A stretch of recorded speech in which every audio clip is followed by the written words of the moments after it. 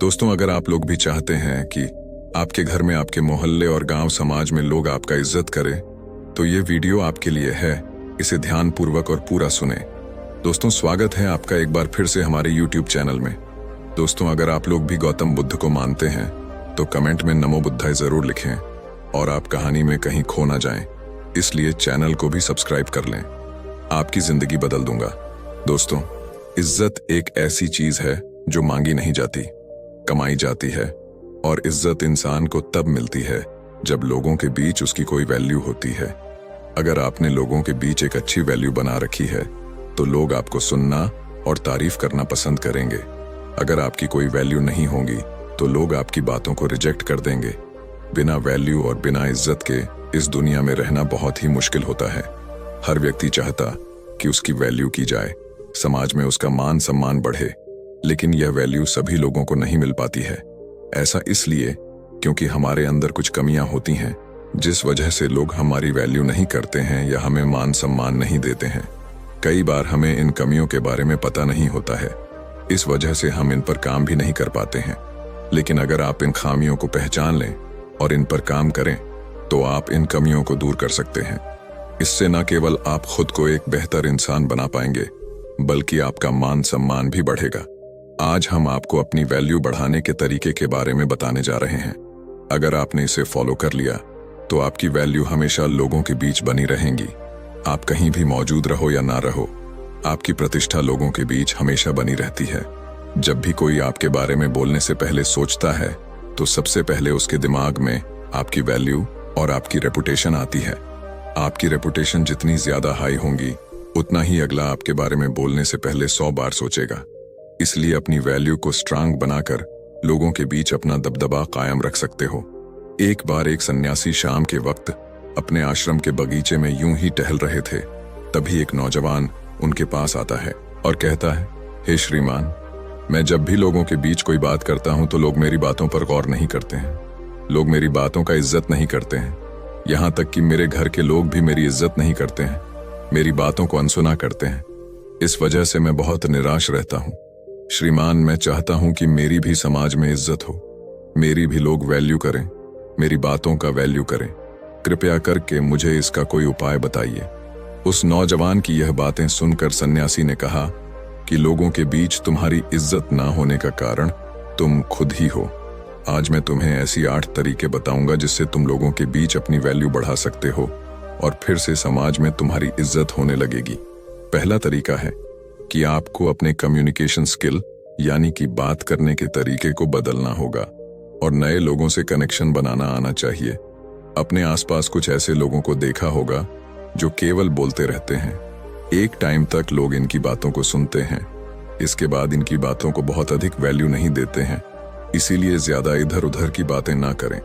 हमेशा इस तरह से बात रखें कि सामने वाला आपकी बातों से इंप्रेस हो जाए। किसी से भी बात करते समय क्लियर शब्दों में अपनी बातों को कहें। अगर कोई व्यक्ति बात कर रहा है तो उसे बीच में टोकने से बचें।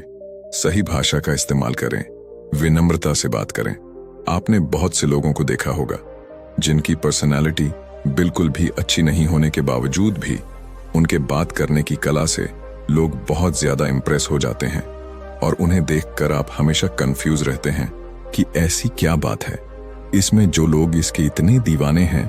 उसकी कही हुई एक एक बात लोग सुनते भी हैं और उन्हीं बातों को बहुत ज्यादा वैल्यू भी देते हैं।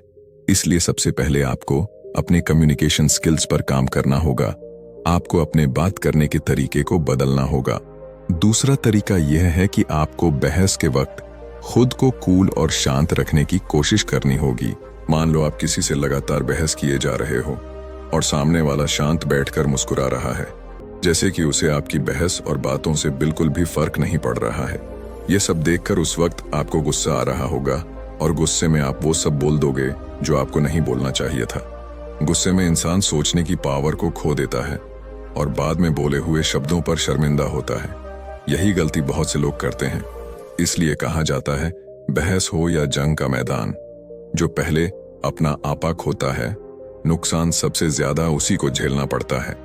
एक समझदार इंसान जब बेवकूफ इंसान से बहस करता है तब बहस शुरू होते ही वहां 2 बेवकूफ हो चुके होते हैं। इसलिए बहस मत करो। खुद को साबित करो, बातों से मत जीतो। साबित करके कुछ करके जीतो। इसलिए खुद को कूल और शांत रखो। जितना आप शांत रहोगे, आपको सोचने का समय उतना ही ज्यादा मिलेगा और आपके सोचकर बोले जाने वाले शब्द सामने वाले को उलझन में डाल देंगे। तीसरा तरीका है कि आप अपनी एक अलग ही पहचान बनाओ और लोगों के बीच अपनी छाप छोड़ना सीखो। जैसे किसी भी चीज की जानकारी, जैसे बिजनेस या आइडियाज के बारे में बात करो और लोगों की जो प्रॉब्लम्स होती है उन्हें सॉल्व करने के तरीके बताओ। अगर आप लोगों की प्रॉब्लम सॉल्व करते हो तो आपको बहुत ज्यादा वैल्यू देंगे। लोगों को आप अपने ऊपर निर्भर कर दो, क्योंकि आप किसी के कितने ही काम आ जाओ, जब आपकी जरूरत खत्म हो जाती है उसके बाद लोग अपनी औकात दिखाने लग जाते हैं या फिर भूल जाते हैं। ऐसे में हमेशा अपने पास एक चीज ऐसी रखो जो सिर्फ आपके द्वारा ही हो सकती है, या भविष्य में एक चीज ऐसी हो जो सामने वाले के लिए सिर्फ आप ही कर सकते हो, जिससे आपके ऊपर कभी हावी नहीं होगा। लोगों को ऐसे निर्भर कर दो कि वह आपके साथ कभी बुरा ना कर पाए।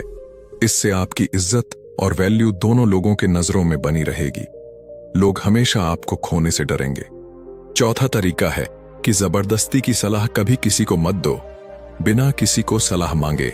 अगर आप सलाह दोगे तो आपकी सलाह, आपका ज्ञान, आपकी कही हुई बातों को वैल्यू सामने वालों के नजरों में एक बेकार पड़े कचरे की तरह होंगी।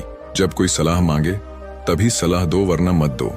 यह सिर्फ हमें लगता है कि ज्यादा बोलकर आप सामने वाले को इंप्रेस करोगे, पर ऐसा नहीं होता, क्योंकि जो भी चीज कम होती है उसी चीजों की वैल्यू होती है और ज्यादा बोलने से फंसने के चांसेस भी ज्यादा होती है। पांचवा तरीका है कि कहीं पर ज्यादा देर रुककर अपनी रेपुटेशन यानी कि प्रतिष्ठा मत गिराओ। सपना पूरा करने वाले इंसान लोगों में हमेशा कम रहते हैं। वह अपने लक्ष्य को पूरा करने में हमेशा व्यस्त रहते हैं। अपने काम में ज्यादा से ज्यादा व्यस्त रहने की कोशिश करो।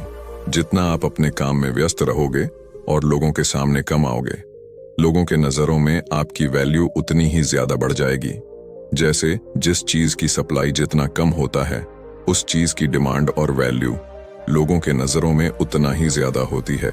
इसीलिए लोगों के बीच जितना कम रहोगे उतनी ही आपकी डिमांड ज्यादा होगी, और जब आपकी डिमांड ज्यादा होगी तो आपकी वैल्यू अपने आप बनने लग जाएगी। छठा तरीका है, दूसरों पर निर्भर होने से बचे। हर काम को अपने बल पर करें, कभी भी किसी अन्य व्यक्ति के ऊपर निर्भर ना रहे। जब आप हर काम के लिए सामने वाले पर निर्भर होते हैं तो इससे आपकी वैल्यू लोगों के बीच कम हो जाती है। अगर आप किसी चीज में फंसे हैं तो आप सामने वाले व्यक्ति से रिक्वेस्ट कर सकते हैं, लेकिन रिक्वेस्ट करने का कोई तरीका होना चाहिए जिससे सामने वाला मना ना कर पाए। परंतु अगर कोई मना भी कर दे तो उसके पीछे नहीं पड़ना चाहिए। इससे बात आपकी सेल्फ रिस्पेक्ट पर आ जाती है। हमेशा अपनी सेल्फ रिस्पेक्ट बनाए रखें, क्योंकि सेल्फ एक ऐसी चीज है जो सिर्फ आपसे बनती है। सातवां तरीका है कि आप हर समय किसी के लिए उपलब्ध ना रहे। अगर आप किसी व्यक्ति के काम के लिए हर वक्त उपलब्ध रहते हैं तो इससे भी आपकी वैल्यू कम होती जाती है, क्योंकि धीरे धीरे वह व्यक्ति के नजर में आपकी वैल्यू कम होती जाती है। कई बार इस आदत की वजह से लोग आपका पीठ पीछे मजाक भी उड़ाते हैं। इसलिए कुछ चीजों के लिए ना कहना भी सीखें और हमेशा किसी भी व्यक्ति के लिए उपलब्ध होने से बचने की कोशिश करें। आठवां तरीका है, सारी बातें शेयर करने से बचें। आपकी अपनी भी कुछ पर्सनल बात होती है, जैसे घर की बातें हो गई या ऑफिस की कुछ बातें हो गई या और भी कुछ बातें हो गई। हमेशा अपनी सारी बातों को सामने वाले के साथ शेयर करने से बचें। कई बार हम उत्साहित होकर सामने वाले को सब कुछ बता देते हैं। कई बार सामने वाला इस वजह से बोर भी फील करने लगता है। ऐसे में आपकी वैल्यू भी कम हो जाती है। इसलिए ऐसा करने से बचे बेहतर व्यक्ति बने। अपनी कमियों पर काम करें। अपने मुकाम को हासिल करने के लिए मेहनत करें। ऐसी चीजों को करें जिससे आपको सफलता मिले। जब आप जीवन में कुछ हासिल करते हैं तो लोग आपकी वैल्यू अपने आप करने लग जाएंगे। इतना कहने के बाद वह सन्यासी उस युवक से कहा कि अगर तुम यह 8 तरीके अपने जीवन में अपना लिए और इन पर काम कर लिया तो फिर हर जगह तुम्हारी इज्जत होने लगेगी, लोगों के बीच तुम्हारी वैल्यू बढ़ जाएगी। तो दोस्तों, उम्मीद करते हैं आपको अपनी वैल्यू बढ़ाने के यह तरीके जरूर पसंद आई होगी। तो दोस्तों, आज के लिए बस इतना ही। फिर मिलूंगा अगले दिन एक नई कहानी के साथ। तब तक के लिए धन्यवाद और शमो बुद्धाय।